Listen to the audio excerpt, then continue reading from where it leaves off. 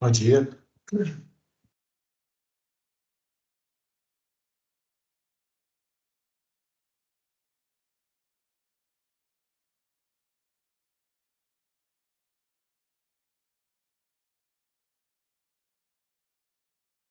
Pessoal, quando forem 8h02, a gente já começa.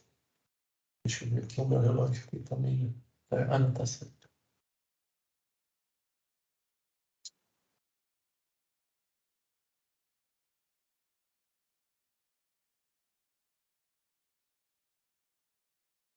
Não, deixa eu compartilhar minha tela. Esqueci de fazer isso.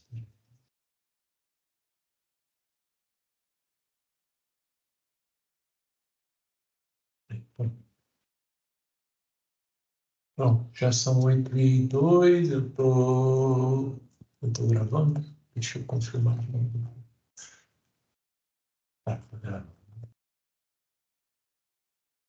Pessoal, então, bom dia. Hoje, nós vamos começar pelo laboratório 1, o exercício número 2, que eu fiquei de fazer com vocês aqui no início da aula. Então, só relembrando, para vocês acessarem aí tanto o material quanto os laboratórios. Eu vou até mandar novamente aqui o link para quem perdeu aí. Então, o link do GitHub está aí no chat. Então, ao final desse conjunto de slides aqui da classificação parte 1, tem um link para o laboratório, ou vocês podem vir aqui logo abaixo do material de aula, tem os links aí para os laboratórios. Então, vão ter sempre 2 links, como sempre. Aí vocês podem executar o notebook com os exercícios do laboratório 1 no Binder ou no Colab. Eu sugiro sempre que vocês usem o Colab, ou seja, o segundo link para executarem aí os laboratórios, porque aí vocês vão conseguir salvar, vai ter uma grande chance de ter servidores disponíveis e assim por diante. Então, eu vou abrir ele aqui.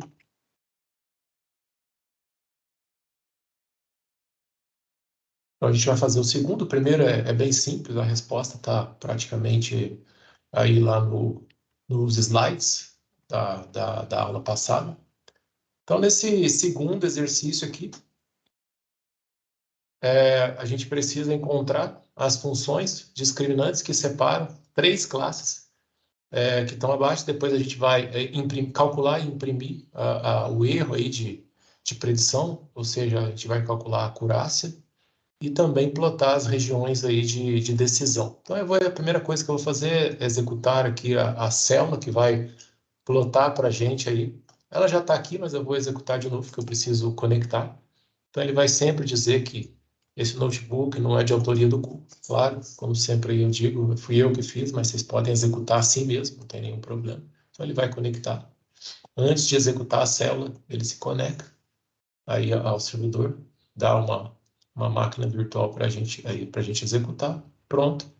Sempre que esse check, esse sinalzinho de check aqui, de verificado, ficar verdinho, significa que a célula foi executada e não tem nenhum erro de sintaxe. Então, aqui já está pronto, foi executado, e aí a gente vê a disposição das amostras e a qual classe pertence cada uma dessas amostras. Então, vocês já podem perceber que eu tenho 3 classes aqui, e conforme nós discutimos na aula do sábado passado, eu vou precisar aí de no mínimo 2 funções discriminantes para separar essas 3 classes. A gente já consegue aqui até responder o segundo item. Ele diz assim que depois de analisar a figura acima, para responder 3 perguntas. Quantas funções discriminantes são necessárias para que a gente separe essas 3 classes? Então, vejo aí que 2 já seria o suficiente. Então, normalmente, a gente precisa de o número de funções discriminantes é sempre menor, uma unidade menor aí do que o número de classes. Então, se eu tenho 3 classes aqui, eu vou precisar de 2 funções discriminantes. Então, vejo aí que se eu traçar uma reta aqui, exatamente em cima desses pontos, eu vou conseguir encontrar aqui uma função que discrimina bem entre a classe 0, os pontinhos azuis, e uma classe que é a união da classe 1 com a classe 2. Então, a gente consegue discriminar entre a classe 0 e as outras 2 classes. E aí, de posse dessa informação, se uma nova amostra está abaixo dessa primeira função discriminante ou acima dessa função discriminante, eu consigo aí fazer a segunda análise. Por exemplo, se essa amostra estiver por aqui, a gente vai fazer o teste com a primeira função discriminante, ela vai dizer para a gente que aquela amostra está acima ali da função, está mais para a direita, e aí a gente pode usar uma segunda. Então, essa segunda função discriminante, ela estaria cortando exatamente aqui nesses pontos, 1 e 1, 2 e 2, 3 e 3 e assim por diante. E aí a gente testaria contra essa segunda função discriminante para saber exatamente agora se ela pertence, essa amostra pertence à classe 1 dos triângulos vermelhos ou à classe aí dos quadrados verdes. Então, são duas aqui, a gente consegue ver isso facilmente. A segunda pergunta, quais tipos de funções discriminantes, linear ou não linear, seriam necessárias para que a gente separe aí bem essas 3 classes? Acabei de dar a resposta aí, a função, a forma mais simples para essa função é uma reta. Claro que nós poderíamos ter aí, por exemplo, um círculo ou uma elipse cortando aqui essa classe, uma outra elipse por aqui, uma elipse por aqui, por exemplo, ou um círculo. Mas a forma mais simples, seguindo o princípio da navalha de Ockham, de sempre aí optar pela resposta, pela solução mais simples para o problema, a gente opta aí pela reta. E a última pergunta é qual o formato essas funções discriminantes deveriam ter. O formato é o que eu vou mostrar aqui nos slides. Eu preparei alguns slides para mostrar para vocês, mas é o mesmo formato que a gente usou lá no outro exercício que eu mostrei para vocês exercício não, exemplo que eu mostrei para vocês na aula passada, que é esse, não está aqui, mas eu vou mostrar nos slides, vai ficar mais claro. Então, o formato que a gente vai precisar é o da reta, que é aquele formato, aquela equação que nós usamos lá na aula passada, com aquele exemplo que eu mostrei para vocês ao final da aula. Então, 1 a 0, 1 a 1 vezes o x1 e 1 a 2 vezes o x2, porque nós temos 2 atributos aqui nesse problema de classificação. Então, esse é um problema aí com várias classes, problema multiclasses. Nós temos 3 classes, então o Q lá, que nós vamos usar o Q maiúsculo, que nós estamos usando aí para denotar, para definir aí o número de classes, é igual a 3. Como nós temos aí 3 classes, não faz mais sentido nós falarmos de classe positiva ou classe negativa. Agora, a gente faz só sentido falar mesmo aí do número da classe 0, classe 1, classe 2. Não tem mais aquela noção de classe positiva e negativa, aquilo só faz sentido quando nós falamos de classificação binária, quando nós temos aí apenas 2 classes. A função discriminante que vai representar aí essa função, essa reta, né, no caso aí, que vai separar as classes, tem esse formato, então a gente vai chamar de G1, 1 a 0, como eu falei, mais 1 a 1 vezes x1, mais 1 a 2 vezes x2.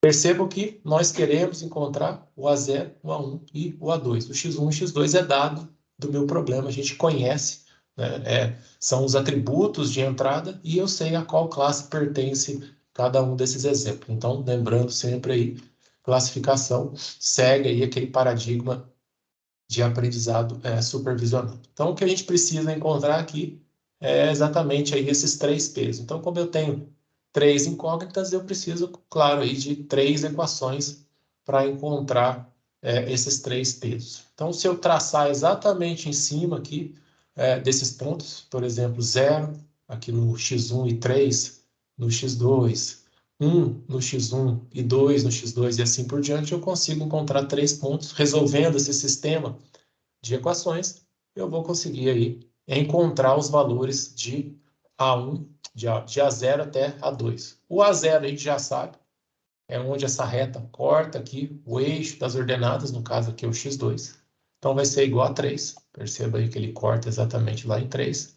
E o A1 e o A2 vão ser igual a menos 1. Então aqui a gente já consegue definir as regiões aí de classificação. Então, por exemplo, se eu pegar uma amostra aqui, por exemplo, x1 igual a 1 e x2 igual a 1, e jogar aqui na equação, x1 igual a 1, x2 igual a 1. Então, eu tenho menos 1 e menos 1, ou seja, menos 2, 3 menos 2, vou ter 1. Ou seja, os valores aqui vão ser positivos. Tudo que tiver abaixo aqui, mais à esquerda dessa primeira função discriminante, vai resultar em valores positivos aí para a minha função discriminante, a primeira, a G1. E se tiver acima, vamos pegar um outro ponto aqui, vamos pegar 2 e 3. Então, x1 menos 2, x2 menos 3, menos 5. Então, 3 menos 5, vou ter aí menos 2. Então, tudo que tiver acima da função discriminante G1, mais aí para a direita, vai ser negativo. Vamos ter valores negativos. Então, a gente tem aqui, a gente consegue agora classificar, identificar se uma amostra, uma nova amostra pertence a essa classe, a classe 0, ou se ela pertence à classe 1 ou à classe 2. E aí nós precisaríamos, e é o que a gente vai fazer na sequência, de uma nova função discriminante para agora saber se essa amostra pertence à classe 1 ou à classe 2. Então nós vamos criar uma nova função discriminante que vai passar exatamente aqui por 1 e 1, 2 e 2, 3 e 3 e assim por diante, para poder criar essa separação aqui, para que a gente consiga diferenciar entre a classe 1 e a classe 2 e nós consigamos aí classificar amostras pertencentes a essas três classes. Então a gente definiu a primeira e a segunda vai ser a mesma coisa. É só aí encontrar os três parâmetros dessa nova função discriminante. Então aqui nós vamos precisar traçar também uma reta aí visualmente. Primeiro, claro que o objetivo final aqui da disciplina é que nós consigamos encontrar esses pesos de forma automática, né? Então vai ter um algoritmo aí de inteligência artificial que vai encontrar aí os melhores valores para esses pesos, dado uma métrica, assim como nós tivemos lá em regressão, que nós queremos minimizar para que a gente tenha aí o menor erro de classificação aqui, ou seja, que a gente consiga, no melhor dos casos, classificar todas as amostras corretamente. Então, percebo que se eu traçar uma reta aqui exatamente em 1 e 1, 2 e 2, 3 e 3, eu consigo separar. Agora, o meu interesse é separar entre a classe 1, triângulo vermelho, e classe 2, aqui o quadradinho verde. Então, eu consigo separar essas duas classes aí bem claro, dado esse conjunto de amostras que eu tenho aqui agora. Então, eu também faço a mesma coisa. Encontro aí, como eu tenho três incógnitas de novo, então o formato é o mesmo ali da função G1, claro que vai mudar aqui o A0, o A1 e o A2, vão ser diferentes, porque ela corta o eixo das ordenadas em outro ponto, ela tem outra inclinação e assim por diante. Então, os três parâmetros, os três pesos vão ser diferentes, e é o que a gente vai encontrar aí com as três equações que nós precisamos para resolver esse sistema aí, linear, sistema de equações, para encontrarmos aí os valores dos pesos. O A0, de cara, a gente já consegue identificar, é onde corta, a reta corta o eixo do x2, ele corta exatamente em zero, então A0 é igual a zero, e resolvendo ali o sisteminha agora com duas equações, como a gente visualmente já reconheceu aí o valor do A0, nós verificamos que A1 é igual a 1 e o A2 é igual a menos 1. E aí, se nós jogarmos aqui alguns valores na equação G2, a gente consegue definir os valores, as regiões positivas e as regiões negativas ali, que essa segunda função discriminante separa. Então, por exemplo, vamos pegar aqui 1 e 2. Então, x1 igual a 1, x2 igual a 2. Então, 1 menos 2, menos 1, ou seja, um valor negativo. Então, a gente já consegue saber se uma amostra tiver valor negativo, de G2, ela vai pertencer aqui a essa classe número 1, que é a classe dos triângulos vermelhos. E vamos pegar um outro valor aqui, por exemplo, 2 e 1. 2 e 1 é exatamente esse ponto aqui. Se nós jogarmos aqui o 2, vejo aqui o 2 aqui no x1 e o 1, o 1 aqui. Então, 2 menos 1 vai dar 1. Vai ser o valor positivo, indicando aí que essa amostra, caso ela caísse aqui, ela seria aí classificada como pertencente à classe número 2, a classe desses quadrados verdes. Então, vejo que agora, com essas duas funções discriminantes, eu consigo aí resolver, eu consigo classificar essas amostras aí dessas três classes.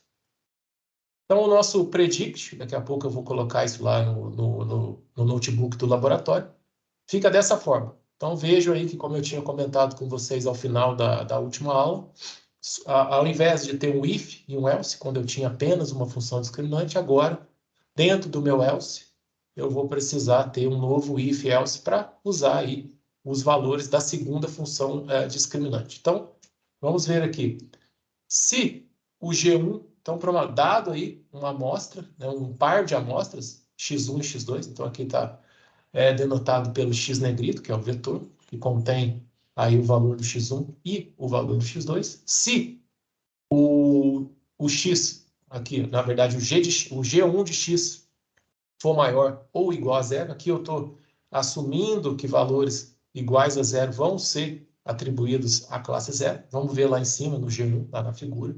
Então, vejam aqui, se os valores aqui de G1 de x forem positivos, a gente sabe que as amostras pertencem a essa classe aqui, a classe zero, a classe desses pontinhos aí, azuis. Então, é o que eu faço lá. Se G de 1 maior ou igual a zero, aqui eu estou definindo, mas eu poderia ter deixado, e aí essa amostra que fosse igual a zero iria ser agora comparada aqui com os valores de G2, G2 de x, mas aqui eu resolvi definir como sendo aí da classe zero. Então, se os valores forem positivos ou iguais a zero, a classe vai ser a classe zero, que é a classe que nós vimos lá em cima. Deixa eu voltar lá, opa. Que é a classe aqui, zero, que é a classe dos círculos, desses pontinhos azuis. Se não, se o valor for negativo. Então, agora a gente precisa usar a G2, a função discriminante número 2, para poder discriminar entre os triângulos vermelhos e os quadrados aí verdes. Então, o que a gente faz na sequência? Dentro do else, ou seja, se o valor for negativo, então quando o G de 1 for menor do que zero, a gente precisa usar agora a G2 de x para poder aí discriminar entre a classe 1 e a classe 2. Então, se não, se o G2, a segunda função discriminante, for menor do que zero, o que acontece? Vamos olhar lá em cima de novo. Se ela for menor do que zero, a gente vai classificar essas amostras como pertencentes à classe aqui. Perdão, menor do que zero está aqui. Eu estava olhando errado. Menor do que zero, a gente vai classificar como sendo pertencente essa amostra à classe 1, a classe dos triângulos vermelhos. E, se não, se for maior do que zero, eu vou classificar aqui como pertencente à classe dos quadrados verdes, a classe 2. Então, é o que eu faço lá. Então, vejam, se o G2 de x for menor do que zero, for um valor negativo, eu atribuo a essa classe, aí, esse exemplo, a classe 1, e caso contrário, quando esse valor for maior ou igual a zero, então aqui eu estou assumindo também, quando ele for igual a zero, ele vai pertencer a essa amostra aí, vai ser classificada como pertencente à classe 2, que é aquela classe dos quadradinhos verdes. Então, é bem simples aí, a gente só precisa criar esses ifs e elses, aí, essas condições para poder classificar de acordo aí com os valores das nossas funções discriminantes. Então, vejam que nós precisamos resolver esse problema manualmente. Então, nós mesmos fomos e criamos o código, o programa, que tem como entrada aí os atributos e como saída aqui as classes. Então, percebam aqui que nós estamos fazendo isso, mas nós queremos, na verdade, isso daqui, ou seja, encontrar, é o que nós queremos, é o nosso objetivo, encontrar um modelo de machine learning, ou seja, um classificador, que aprenda a fazer exatamente isso daqui que nós fizemos manualmente, que nós programamos. Então, esse é o nosso programa, que tem as entradas e ele ali dá como saída as classificações. E o que a gente quer é treinar um classificador para poder fazer a mesma coisa. Então, automaticamente, a gente quer que ele aprenda aí a resolver esse problema. Então, o intuito aqui, o objetivo nosso é encontrar um algoritmo que faça isso para a gente, dado que a gente forneça para ele experiências prévias, ou seja, valores de x e as saídas esperadas, as classes para aqueles valores, para aqueles vetores, ele vai aprender ali um modelo, vai aprender uma função que vai mapear essas entradas nas saídas esperadas, ou seja, automaticamente ele vai aprender uma forma de resolver isso daqui, mas sem que a gente explicitamente programe, ou seja, sem que a gente coloque lá os ifs e elses checando essas funções discriminantes. Então, esse é o objetivo aí do curso, é o que a gente vai ver ao longo das aulas. Então, era isso que eu queria mostrar, deixa eu voltar lá para a gente codificar isso. Então, aqui no terceiro, eu peço para vocês encontrarem as funções discriminantes, a gente encontrou, e criar aí o predict, e para vocês se basearem aqui nesse exemplo aqui que eu dou ao lado. Então, é só clicarem aqui no link que ele vai abrir uma nova aba com esse exemplo, que é um exemplo que eu mostrei para vocês na aula passada. Então, eu vou copiar o predict daqui e a gente vai alterar esse código para poder resolver esse problema. Então, a gente já tem ali em mãos x1 e x2. Essa primeira parte aqui do código a gente não muda. O for continua o mesmo. A gente vai aí para cada uma das amostras, dos pares de valores x1 e x2, a gente vai calcular G1 e G2 e implementar aquela estrutura condicional que eu mostrei ali nos slides. Então, vamos olhar lá qual é o G1. G1, 3 menos x1 menos x2. Então, eu já vou alterar aqui, vou chamar de G1. Eu vou ter um 3 aqui, menos x1 menos x2. Então, pronto, já está aqui, função discriminante 1. E agora eu vou copiar aqui de novo, criar a função discriminante 2. Função discriminante 2 é x1 menos x2. Então, não tem aqui o A0. x1 menos x2. Pronto. Está aí as duas funções. E agora a gente vai implementar aqui a estrutura condicional. Então, vamos ver aqui como é que eu coloquei. Se G1 for maior ou igual a 0, eu digo que aquela amostra pertence à classe 0. Então, G1, se ela for maior ou igual a 0, pertence aí à classe 0. Se não, então agora, se não, a gente põe aqui um else, não é mais um elif, porque eu não tenho dois casos. Então, se não, lembre-se sempre dos dois pontos, a sintaxe é essa, a gente precisa de colocar os dois pontos. Deixa eu selecionar aqui. Pronto, eu acho que ele está reclamando aqui, deixa eu ver, acho que ele recua aqui, que não está do jeito que ele gosta. Aí, pronto. Então, se não esqueça dos dois pontos, se G2, agora é o G2, menor do que 0, G2 menor do que 0, a classe, o exemplo vai pertencer à classe número 1. Então, vou até usar aqui essa linha e pronto. E o que acontece no else? Ou seja, se o valor de G2 de x for maior ou igual a 0, aí o exemplo de entrada, o x, vai ser atribuído à classe número 2. Então, a gente copia aqui, troca por 2 e pronto. Eu não vou salvar aqui no meu Drive. Eu apertei Ctrl S aqui sem querer, mas eu não queria salvar, porque eu já tenho isso salvo. Mas vocês aí devem sempre salvar, e aí ele vai parar lá naquela pastinha do Google Drive de vocês. Então, pronto, tá aí resolvido. Classifiquei aí em uma das 3 classes os meus exemplos de entrada. Terminei aqui o predict, posso executá-lo. Está definida aí a função, ou seja, o meu notebook já conhece aquela função, eu posso usar ela em qualquer outra célula de código aqui, sem nenhum problema, que eu vou conseguir executar essa predição aí com essa função que eu criei. Aqui na sequência, peço para vocês calcularem o erro de predição e verificar se o classificador tem acurácia de 100%, ou seja, se ele não vai cometer nenhum erro aí de classificação. Então, a gente também usa aqui o código do exemplo. Então, vou copiar aqui. Para poder classificar, eu preciso, claro, chamar aí esse método, essa função predict. Então, eu chamo ela aqui nos dados de entrada, ou seja, nessa matriz de atributos x, e ela vai me dar aí as predições, conforme a gente fez aqui, a gente implementou nessa função predict. E aqui na sequência eu tenho o código que faz o cálculo aí, do erro e da acurácia. Então eu colo aqui, a gente executa para verificar. Então ele vai comparar, se vocês se recordam, aí o que eu tenho, ou seja, os rótulos, os valores esperados, ou seja, as classes de cada um daqueles exemplos que eu fiz na predição, com a predição que foi feita aí pelo modelo. Então ele vai verificar e contabilizar quantos erros ocorreram. No caso aqui não ocorreu nenhum erro, ou seja, consequentemente a acurácia, ou seja, aí a precisão desse classificador foi de 100%. Ele acertou todas as amostras, ele conseguiu classificar perfeitamente, que é o que a gente vai ver na sequência, no item 5, que eu peço para vocês plotarem as regiões de decisão. Então, a mesma coisa, vamos olhar lá no código, aquela célula onde eu ploto as regiões de decisão, a gente copia aqui também, cola lá. Não se esqueçam sempre de lerem as dicas aqui.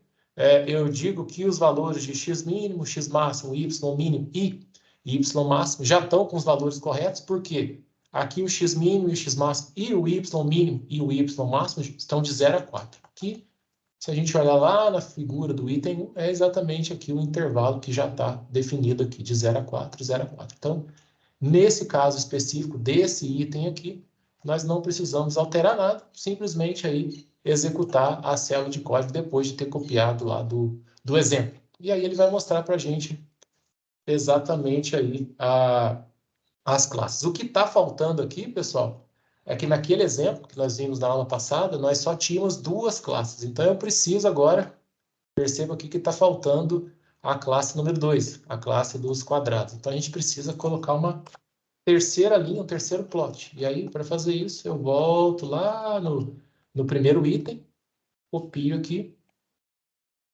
venho lá no último item e acerto aqui o que a gente precisa fazer. Já tá, acho que está tudo certo. Vamos ver aqui, vamos executar. Ver se não vai dar nenhum erro. Aí, pronto. Agora, a gente já tem aí as regiões de decisão e as amostras que pertencem a cada uma dessas regiões. Então, percebam aqui eu tenho a minha primeira função discriminante, e aqui eu tenho a segunda função discriminante. Então, primeira coisa, a gente discrimina entre essa classe aqui, a classe 0, e a classe 1 e 2. E aí, se a amostra estiver acima dessa primeira função discriminante, a gente precisa de uma segunda função para poder decidir entre essas duas classes. E claro, se a amostra estiver abaixo aqui da primeira função discriminante, a gente nem percorre o segundo par de if e else aqui, ou seja, a gente para nesse primeiro, porque a gente já classificou ali como sendo, aquela amostra como sendo pertencente à classe 0. Então é isso.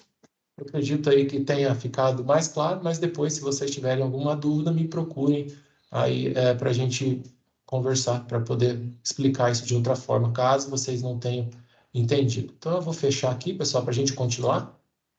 Dando continuidade, a gente vai ver agora a parte número 2 de classificação. Então, abram aí esse link. Eu já deixei aqui baixado o PDF. Então, lembre-se que tem um botãozinho aqui de download que vocês podem baixar para acessar os links, porque lembrando, aqui pelo GitHub ele não deixa você clicar nos links. Então, deixa eu fechar aqui o Lab 1 e o Lab 2. Já deixei aqui, vou fechar aquela apresentação. Fechar o guia atual. E pronto. Então, vamos lá, vamos começar a segunda parte. Deixa eu tirar essa barrinha chata aí, deixa eu voltar aqui. Então, isso. Então, na aula da semana passada, deixa eu ficar de olho na hora aqui, pessoal, porque eu sempre acabo esquecendo. Então, ainda tá tempo. Então, na aula da semana passada, nós vimos, eu dei alguma motivação aí para o uso desses algoritmos de classificação. Então, a gente viu que a gente pode usar para detecção ali de spams, análise de sentimentos, detecção de fake news, fazer também reconhecimento de escrita, aí à mão, por exemplo, a gente viu o caso lá do reconhecimento de dígitos e, claro, de várias outras coisas que a gente pode aí fazer com classificação, com esses algoritmos. A gente definiu esse problema de classificação e a gente chegou à conclusão que ele também é um problema de aprendizado supervisionado. Nós temos aí, dado do problema, as entradas e as saídas esperadas, que no caso aqui são as classes a que pertencem cada um desses exemplos de entrada. E nós vimos também que as classes são separadas aí pelas funções discriminantes, e o desafio que aqui nós temos aqui nessa parte de classificação é encontrar a função adequada aí e os pesos correspondentes, ou seja, encontrar o formato que essa função discriminante precisa ter, o mais simples possível, sempre seguindo o princípio da navalha de Ockham, e os pesos ali correspondentes dessa função discriminante. E a partir dessa aula a gente vai começar a discutir como que eu consigo encontrar automaticamente esses pesos, porque até então ali vocês fizeram isso tudo visualmente. Então a gente vai agora ver realmente um algoritmo que consegue encontrar para a gente esses pesos aí da função discriminante. Então, como a gente viu, o objetivo aí da classificação é usar aquele vetor de atributos, o X, ou seja, as características aí de, por exemplo, um objeto. Então, se vocês se lembrarem lá da detecção de spam, a gente usa as características do e-mail que foi aí recebido. Então, eu tenho lá o subject, o assunto, que pode ser usado como um atributo. Eu posso usar o horário que foi esse e-mail foi recebido. Eu posso usar até o próprio corpo do e-mail e assim por diante, várias características aí desse, no caso, objeto, que é o e-mail, para poder aí classificar e identificar a qual classe. No caso aqui seria um spam ou se ele é um RAM, ou seja, um e-mail legítimo. E aí o classificador linear ele vai atingir esse objetivo de classificação tomando o que a gente chama aí de decisão de classificação com base, claro, no valor de saída lá daquela combinação linear dos atributos, que é a nossa função discriminante linear que nós vimos até então. Então, ele vai, a partir da saída do g de x, tomar uma decisão de classificação, ou seja, ele vai dizer, olha, de acordo com esse valor, se ele é positivo ou negativo, eu vou atribuir uma das classes ali do problema. Então, a saída do classificador linear, ela vai ser dada aí, que a gente chama, aqui no caso, de função hipótese de classificação. Então, nós tínhamos lá a função hipótese de regressão, que é aquela que nós aprendemos lá em T319, e aqui nós temos a função hipótese de classificação. A diferença básica para aquela equação, aquela função hipótese lá de regressão, é que aqui a saída da minha função linear, no caso aqui o g de x, que é a função discriminante, ela precisa passar por uma outra função, que nós chamamos aí de função de limiar de decisão, que vai mapear a saída do g de x. Lembre-se que a saída de g de x é um valor contínuo, ela pode assumir qualquer valor aí. Então, a gente tem infinitos valores, mas lembre-se que no caso da classificação, eu tenho valores discretos de saída. Eu tenho valores que correspondem aí ao número de classes que eu tenho naquele problema. Então, eu preciso mapear essa saída contínua, essa saída que pode assumir infinitos valores, que é o g de x, que é a nossa combinação linear dos atributos em relação ali aos pesos. Eu preciso mapear isso de alguma forma, ou seja, eu preciso passar a saída de g de x por uma outra função, que eu chamo de limiar de decisão, ou seja, que vai decidir, que vai mapear a saída de g de x num dos valores discretos, ou seja, nas classes que nós temos aí no problema. Aqui, nesse caso, vocês podem perceber que ela é a função aí do hiperplano, então, ou seja, um somatório aqui, uma combinação linear dos atributos x em relação aí aos pesos, e aí nós passamos no caso aqui, o g de x, nesse caso inicial aqui, porque originalmente, quando a teoria por trás dos classificadores foi criada, nós só usávamos funções discriminantes lineares, ou seja, essas combinações dos atributos lineares, ou seja, apenas aqui x em relação aí aos pesos. Mas daqui a pouco a gente vai ver que nós podemos, assim como fizemos lá com regressão linear, a gente pode ter aí combinações de atributos não lineares. Nós podemos ter polinômios, por exemplo, que é o que vocês fizeram lá com o círculo, no primeiro exercício do laboratório número 1, para resolver aquele problema. Então, a gente vai ver que a gente pode modificar, não necessariamente a gente precisa seguir a teoria original,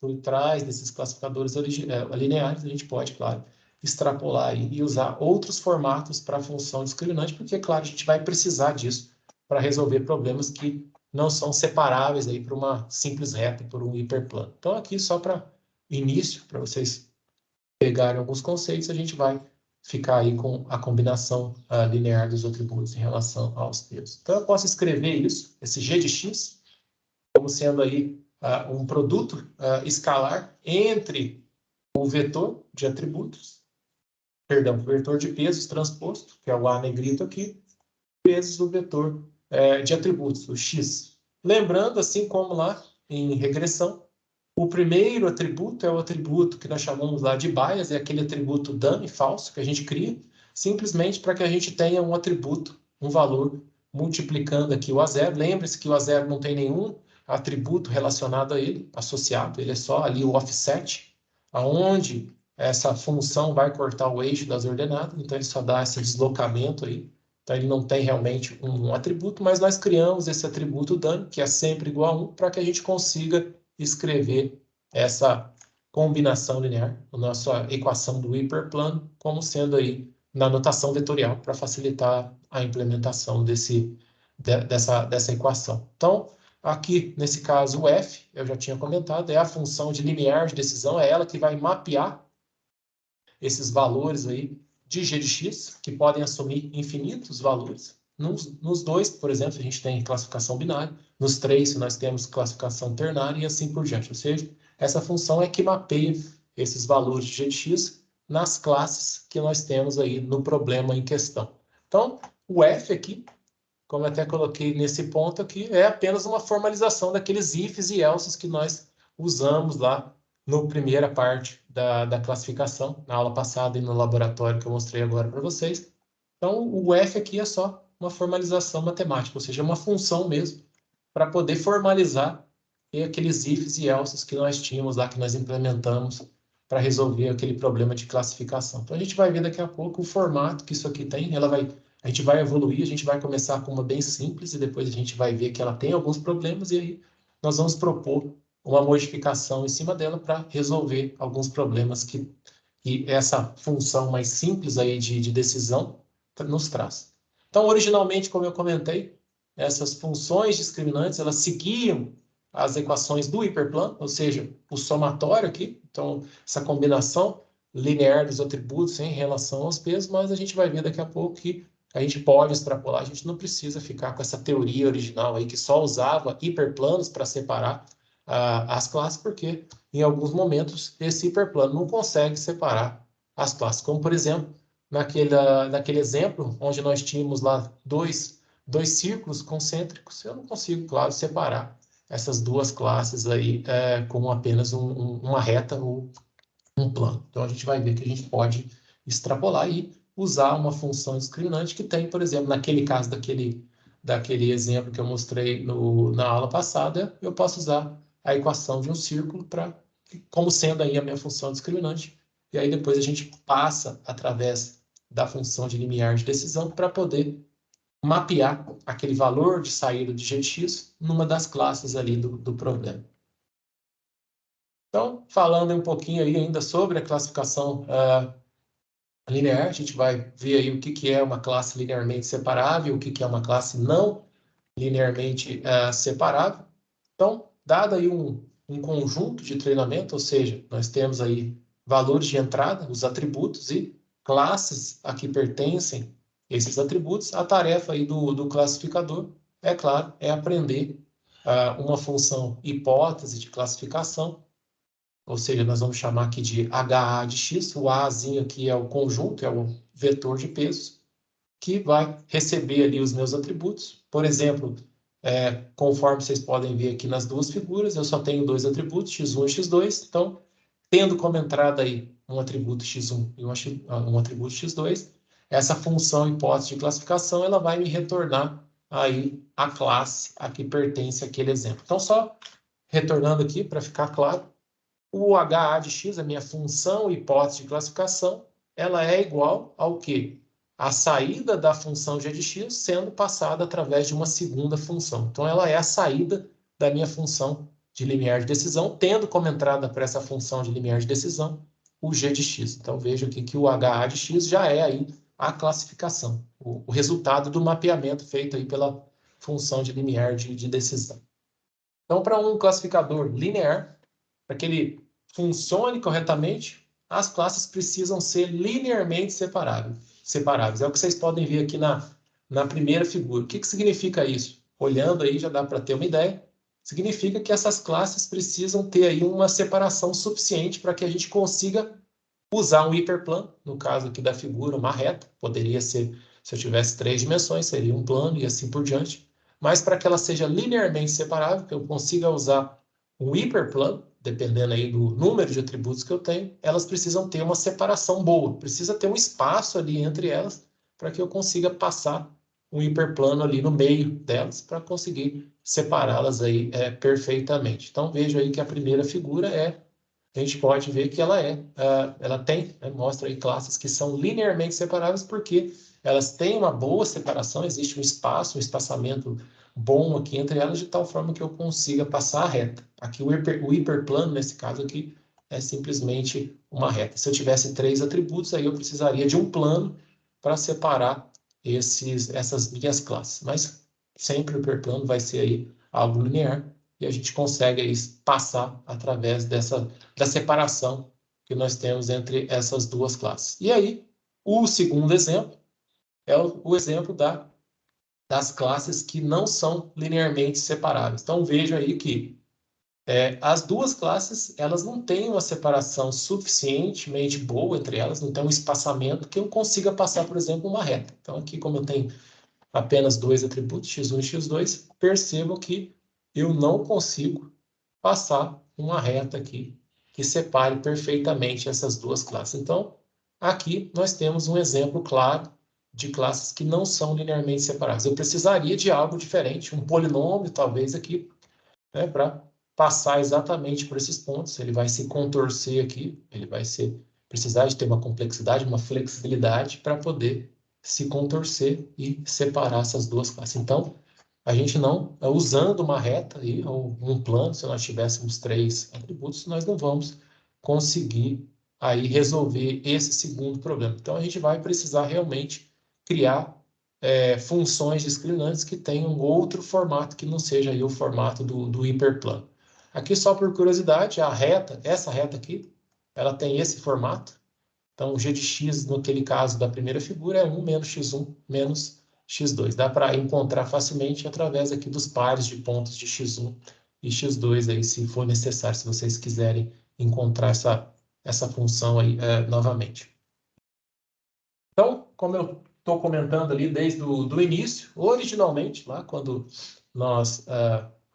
os pesquisadores começaram a estudar a classificação ela só usava e só era feita ali para classes que podiam ser separadas por superfícies de decisão lineares. Essas superfícies de decisão, eu acho que eu acabei até me esquecendo de comentar, mas as superfícies de decisão nada mais são aí do que as funções discriminantes. Então, no caso aqui, se nós temos o hiperplano, ela é simplesmente essa reta aqui, ou poderia, se eu tivesse 3 atributos, seria um plano e assim por diante, conforme eu for tendo mais aí, atributos. Mas sempre é o plano ali, no caso, que consiga separar essas minhas classes aí de forma suficientemente boa.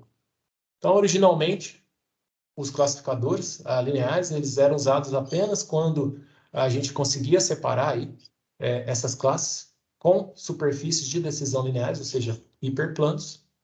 Mas aí, o que a gente pode fazer naquele segundo caso, quando elas não são linearmente separáveis? Então, a gente aí, nesse caso, precisa lançar a mão de funções discriminantes que não são lineares. Claro que aqui são não lineares em relação aos atributos. Elas continuam sendo combinações lineares dos atributos, que não são mais lineares, em relação aos pesos. Então, é uma definição importante de ser lembrada, porque a gente ainda tem combinação linear dos atributos, só que os atributos não são mais lineares, mas é uma combinação desses atributos não lineares com relação aí aos meus pesos. Então, a combinação continua sendo aí linear, mas a função em si, o resultado aí de saída, agora sim vai ser não linear. E aí nós conseguimos, por exemplo, encontrar algo que separe bem essas minhas duas classes aqui, que não poderiam ser separadas por uma simples reta aqui, nesse caso. Então, eu coloquei aqui alguns exemplos, não são todos, claro, mas aí a gente pode usar, em alguns determinados momentos, funções discriminantes não lineares, como esses polinômios aqui que eu mostro para vocês. O primeiro deles é o círculo.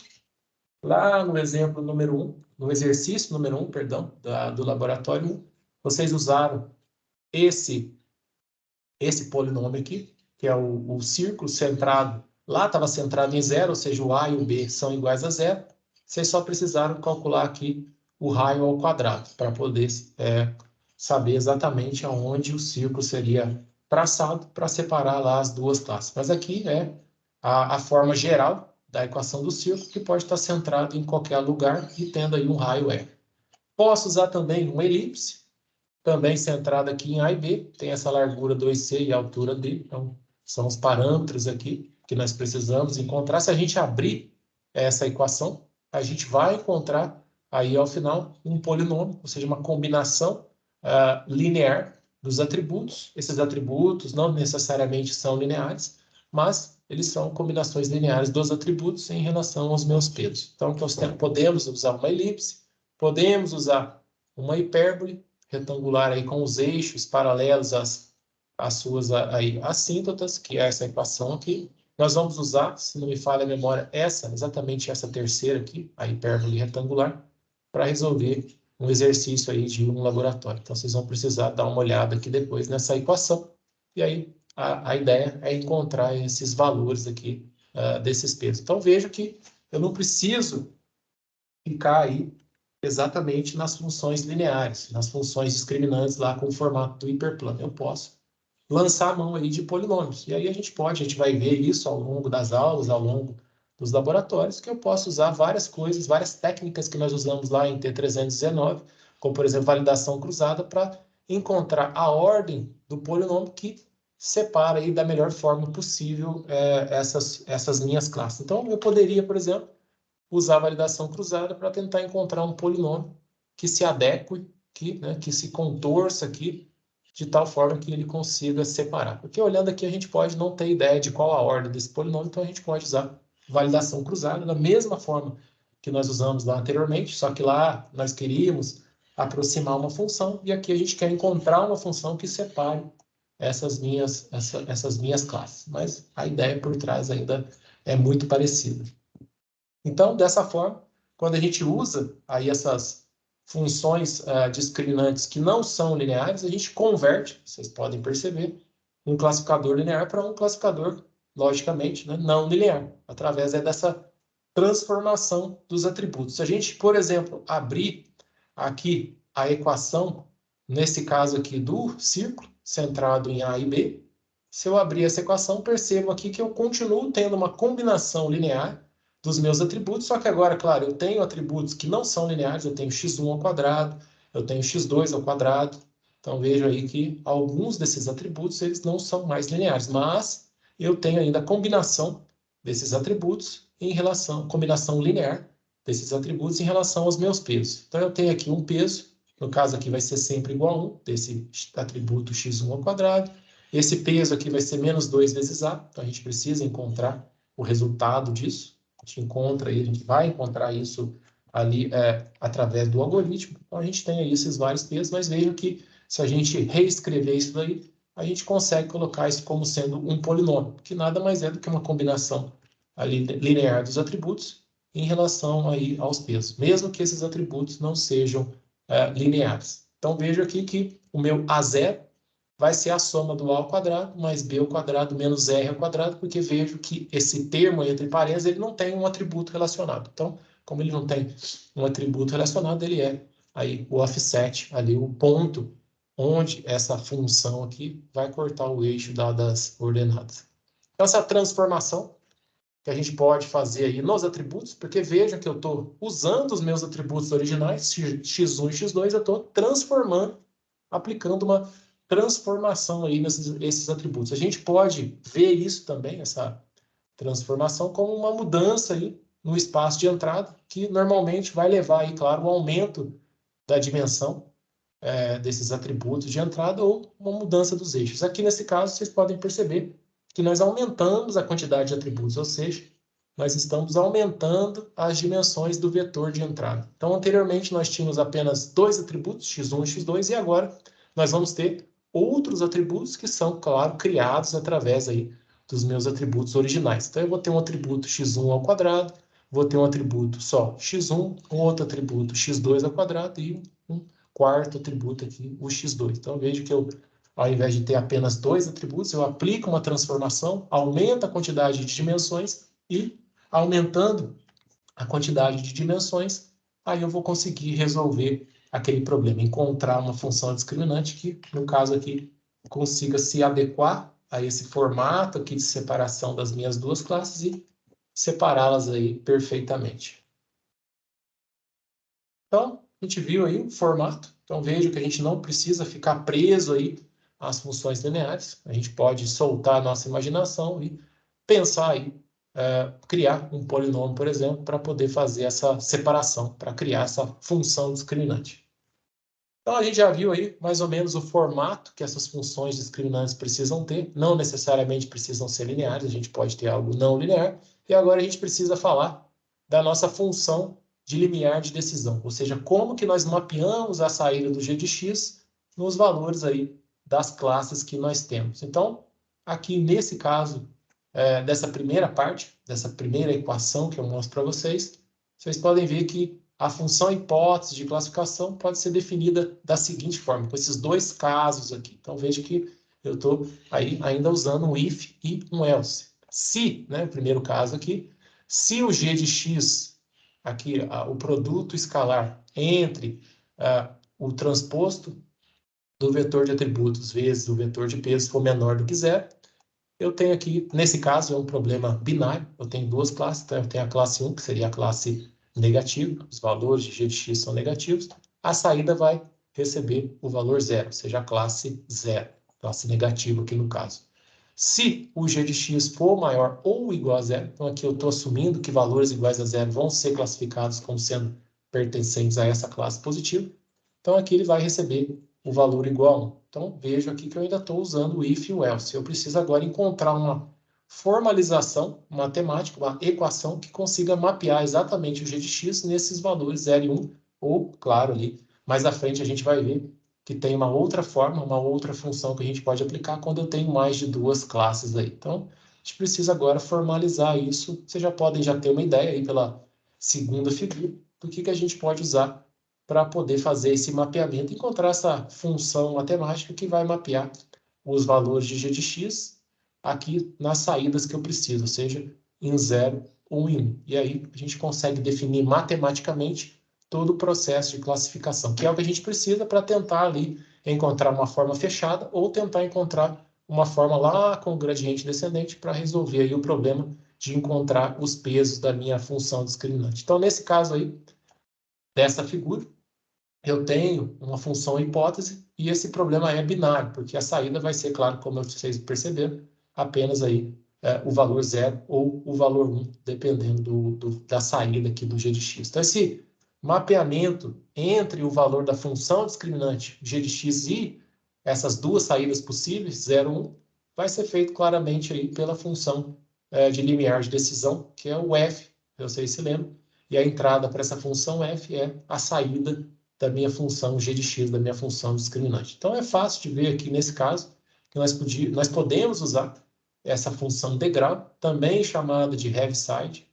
Em alguns livros aí, artigos, vocês vão encontrar com esse nome. Ela pode ser chamada de step. Então, ela tem várias função degrau e assim por diante, tem vários nomes aí. E vocês podem ver que ela consegue fazer exatamente esse mapeamento. Valores aqui maiores do que zero. Então, o z aqui no caso é o g de x, é a saída da minha função discriminante. Para valores maiores do que zero, ela tem como saída o valor número 1. E para valores menores do que zero, ela tem valores iguais a zero. E exatamente aqui quando o z, no caso o g de x, for igual a zero, é indeterminado. Então, a gente não sabe aqui, nesse caso, da dessa definição teórica aqui dessa função Heaviside, a gente não tem. A gente tem essa indeterminação aqui nesse ponto. A gente não sabe dizer a qual das duas classes esse exemplo pertence. Então, a gente não consegue atribuir aqui o valor 0 ou 1. Mas isso, claro, na definição teórica.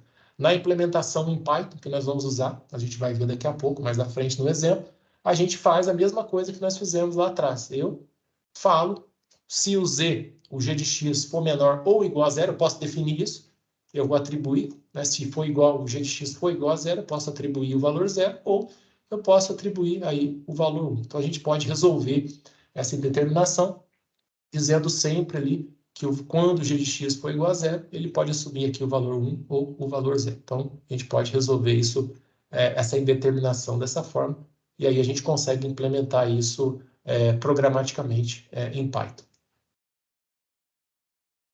Então, agora que a nossa função, hipótese de classificação, o HA de x, a gente tem agora uma forma matemática que já está bem definido, nós sabemos ali alguns possíveis formatos para a minha função discriminante, e a gente já tem essa função de limiar de decisão.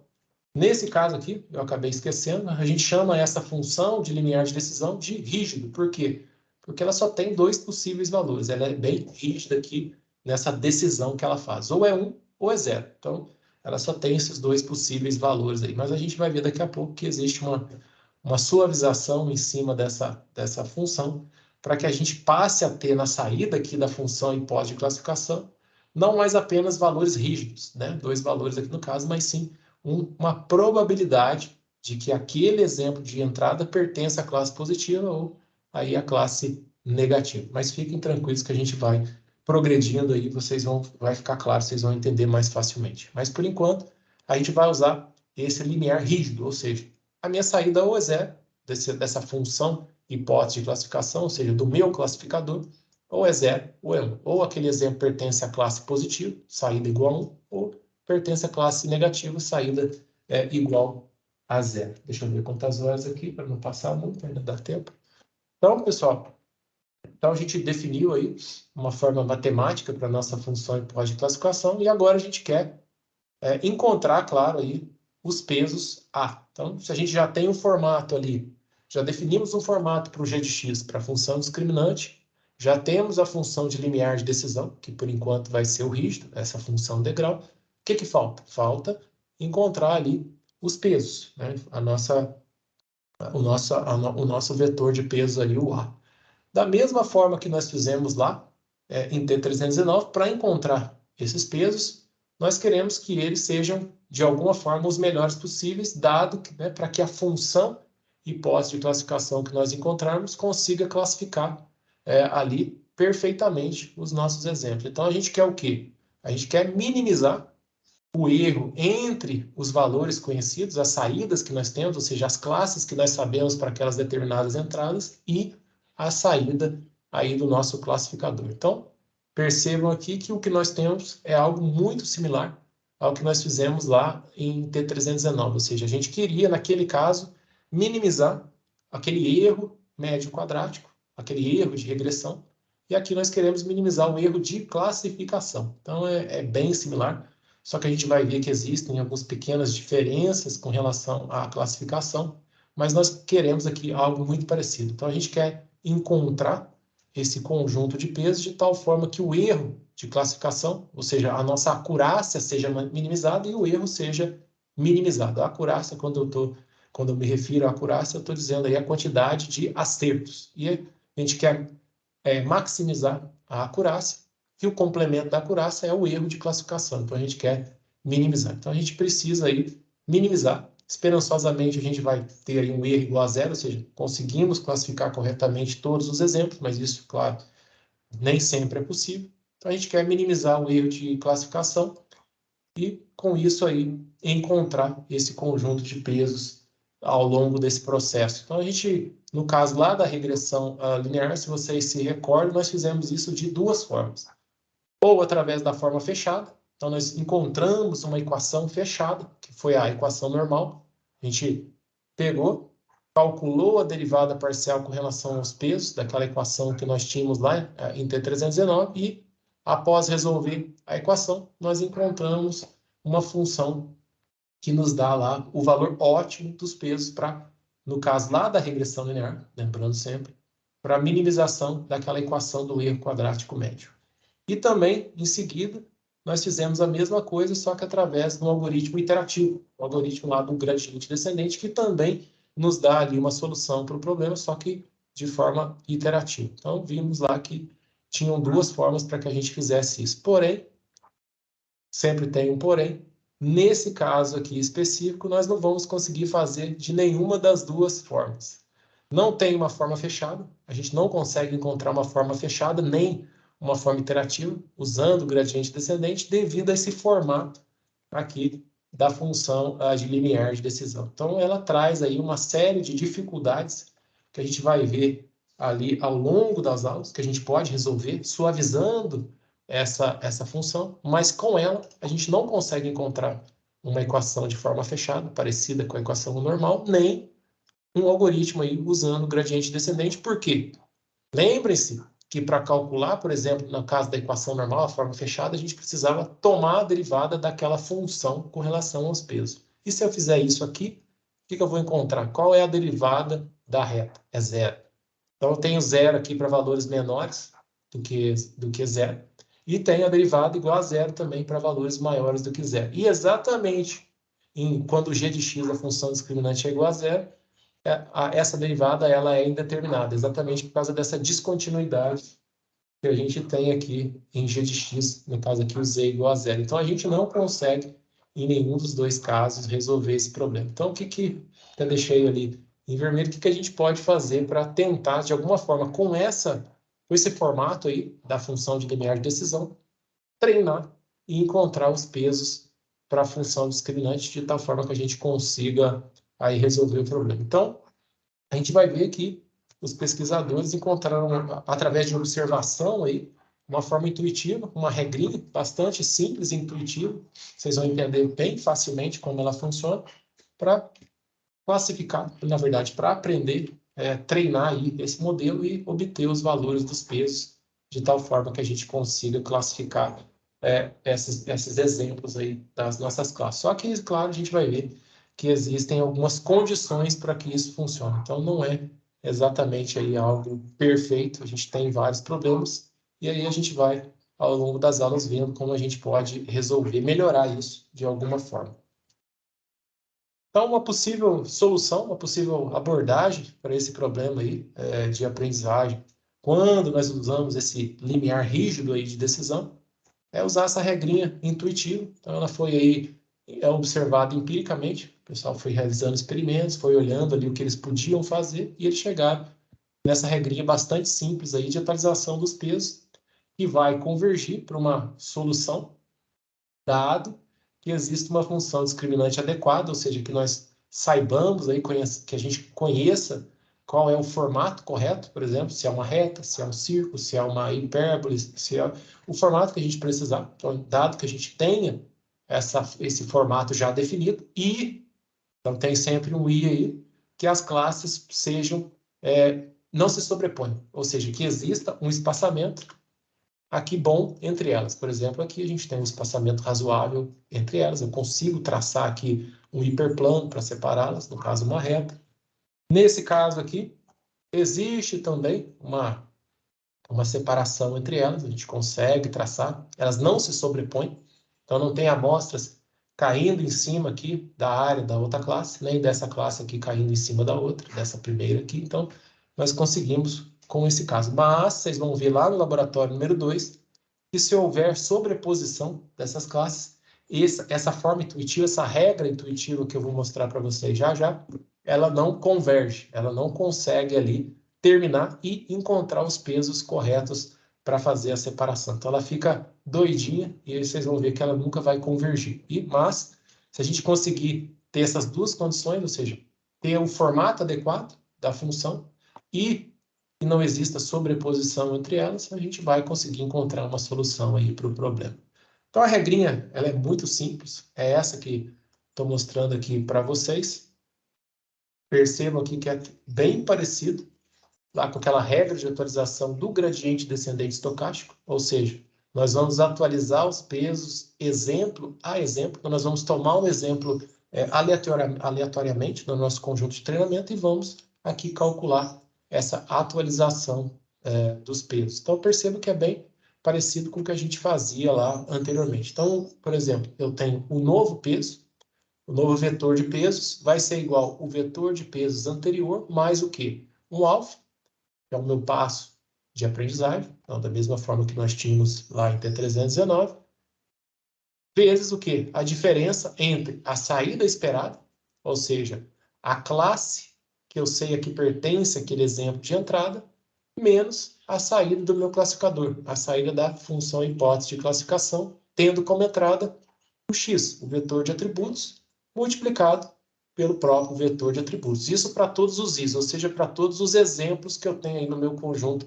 de treinamento. Então, eu vou fazendo isso, eu vou atualizando exemplo a exemplo. Então, a cada nova iteração, o iésimo exemplo é usado aqui para fazer essa atualização. Então, vocês estão vendo aí que é basicamente a mesma regra que nós fizemos lá atrás para regressão linear, quando nós usamos aquela versão do gradiente descendente, que era o estocástico, e o alfa aí é o passo de aprendizagem.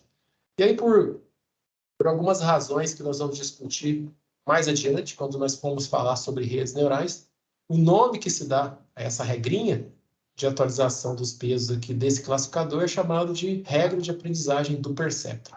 Então, por enquanto, a gente vai usar esse nome, vai ficar mais claro lá à frente, mas eu já posso aí adiantar que essa regra foi criada para se treinar um neurônio, que é chamado de perceptron naquele contexto de redes neurais, que faz parte aí, né, do conjunto de neurônios que nós agrupamos para criar aí uma rede neural. Então, essa teoria aqui, essa regrinha intuitiva, ela surgiu lá desse estudo desses neurônios, desses perceptrons. Então, a gente vai chamar ela de regra de aprendizagem do perceptron. E a gente vai usá-la de novo lá à frente, quando a gente for falar sobre as redes neurais. Então, essa regra de aprendizagem, essa regra do perceptron, aprendizagem do perceptron, ela é aplicada um exemplo por vez. Então, a gente vai sempre tomar um exemplo aleatório. Então, isso aqui eu até coloquei em negrito.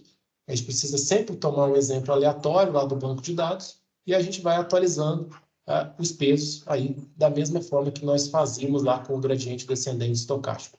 E aí, como nós estamos considerando classificadores que vão ter saídas, no caso aqui 0, 1, no caso, por enquanto, nós estamos com classificadores binários, ou seja, esses valores vão assumir apenas aí o valor 0 ou o valor 1. O comportamento dessa regrinha de atualização, ela vai ser diferente daquele comportamento que nós tínhamos lá para a regressão linear. A gente vai ver isso na sequência, deixa eu ver se vai dar tempo. Eu vou tentar explicar para vocês de forma mais aqui simples. Então, eu vou mostrar para vocês aqui no próximo slide.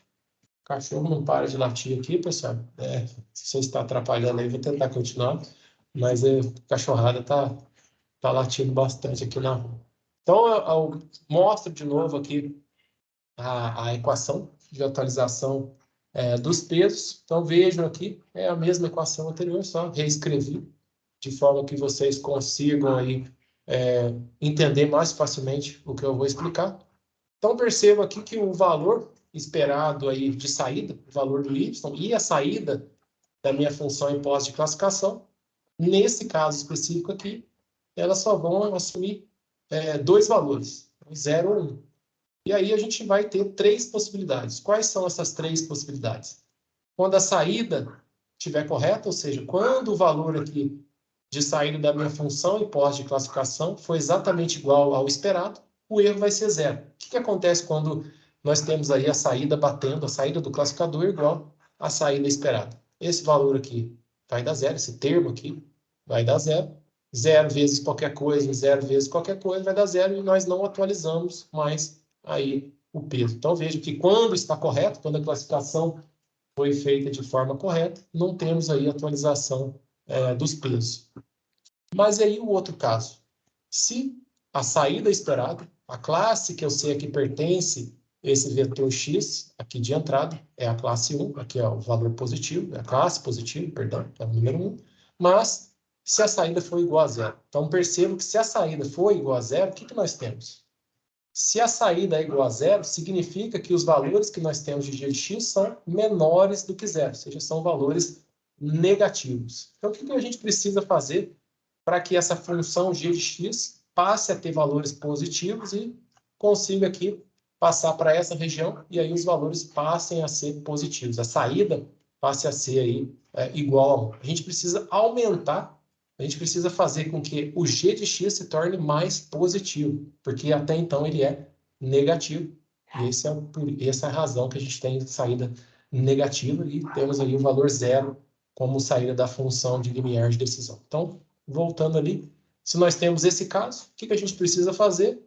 Nesse caso específico, se o peso AK, então o AK aqui é um dos elementos do vetor de peso, se esse AK ele vai ter o valor aumentado quando o valor do x de k é positivo e ele vai ter o valor diminuído quando o valor de xk é negativo. Isso é bem simples e faz total sentido, por quê? Porque se a minha função discriminante ela é hoje, ela está saindo, está dando como resposta agora, nesse momento, o valor zero, significa que o g de x ele é negativo. Então, o que eu preciso fazer?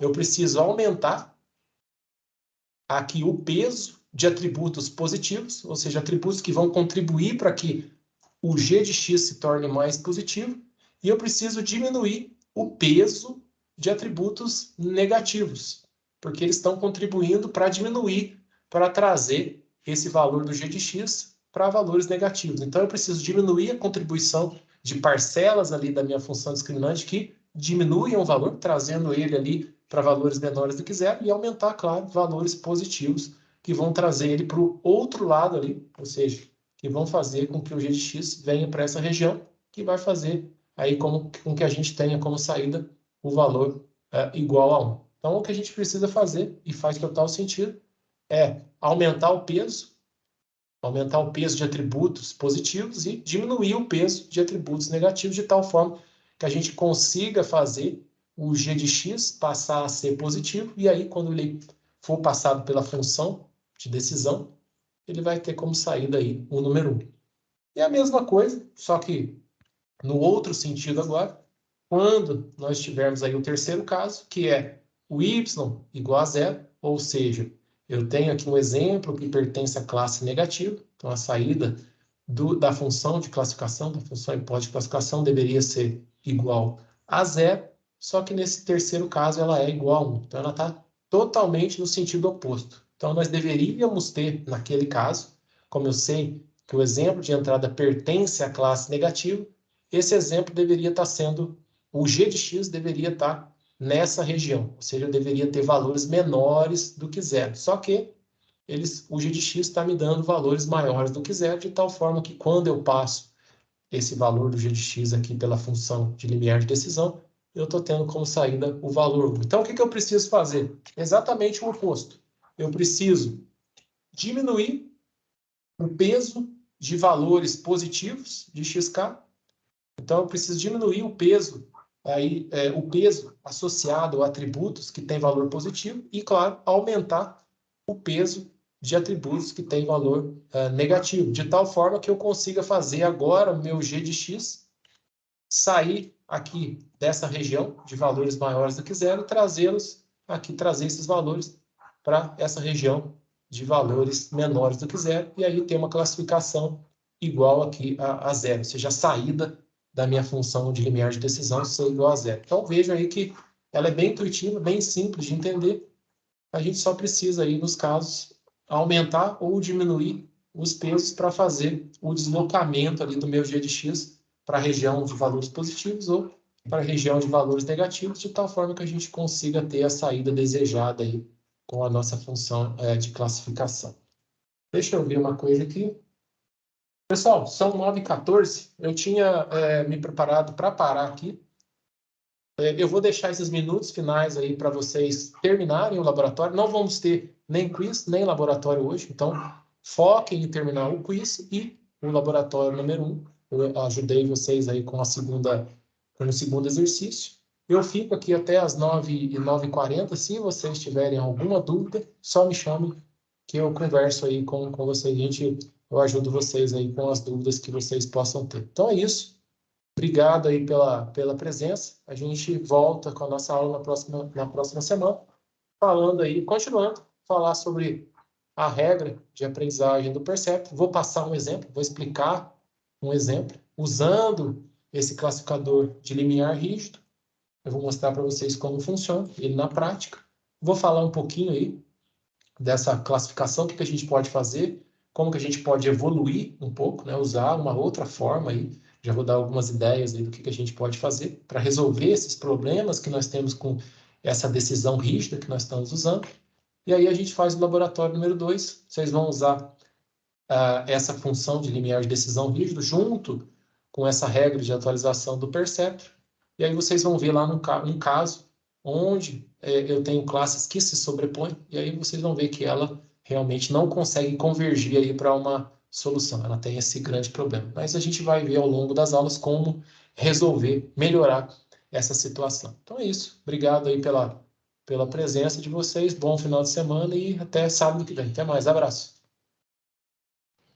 Obrigado, professor. Bom final de semana. Falou, Ítalo. Obrigado. Até mais. Você também.